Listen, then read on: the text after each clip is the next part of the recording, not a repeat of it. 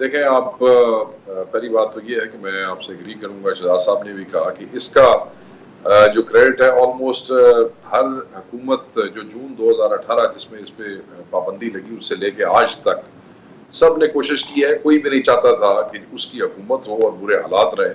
और फिर इसमें जो स्टेट है उसके जो फंक्शनरीज है उन्होंने भी एक बड़ा इफेक्टिव रोल प्ले किया है उन हुकूमतों को हेल्प करने में।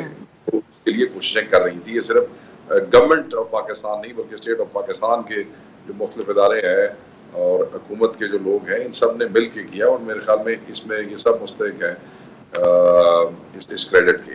तो किसी एक को देना नामुनासिब है। जहां तक रहेगी ब्लेम गेम वाली बात, बिल्कुल पार्टियों ने गैर जिम्मेदारी का मुजाहरा भी किया है। जहां इनके अपने वोट आ जाते हैं, जहां इनका अपना इलेक्शन आ जाता है, जहां पे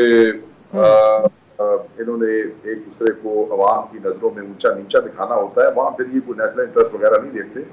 ये लोग बस आपके ये टीवी प्रोग्राम कहानियां होनी आवाम को ये सुना देते हैं, मगर टेक्निकली ये लोग उस किस्म का काम नहीं करते हैं। तो मैं ये समझता हूँ कि ये जो है ऑब्वियसली इसमें गैर जिम्मेदारी थी, मगर अब फायदा कोई नहीं है किसी को इल्जाम देने का। आपका जो चैनल्स है, सोशल मीडिया है, लोग इतने वाइब्रेंट है, कौन क्या कहानी सुना रहा है, मतलब आपको नैरेटिव बिल्ड करने के लिए बड़ी मेहनत करनी पड़ती है। तो आम खबरें जो है उसकी तहकीक और उसकी असलियत लोगों के सामने मौजूद होती है।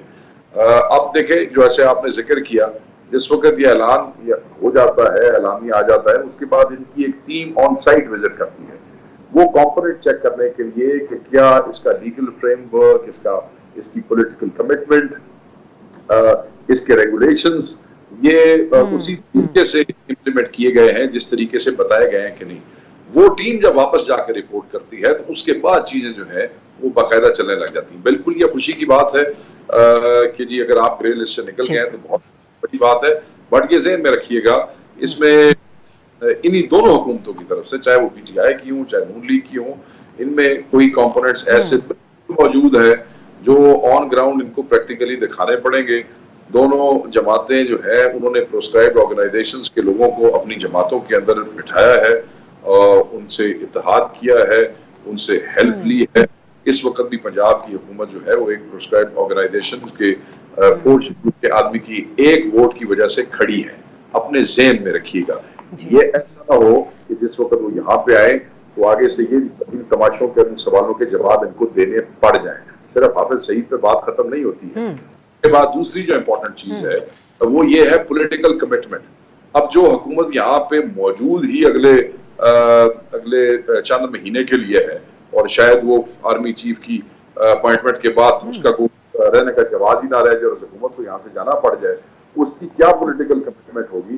तो मैं ये समझता हूँ अपोजिशन पार्टियों को भी इस वक्त गवर्नमेंट को थोड़ा कम क्रिटिसाइज करना चाहिए, क्योंकि एक तो ऑलरेडी उनकी कमिटमेंट टाइम ही कोई नहीं है ना। कमिटमेंट तो छठो, कमिटमेंट के ऊपर आ सकते हैं। तो अब अगर इस वक्त ये अपोजिशन अपने नंबर बनाने के लिए गवर्नमेंट को गंदा मंदा करने की कोशिश करेगी तो इससे मुल्क का नुकसान होगा। तो मैं दोनों से कहूंगा जी ऐसा ही है।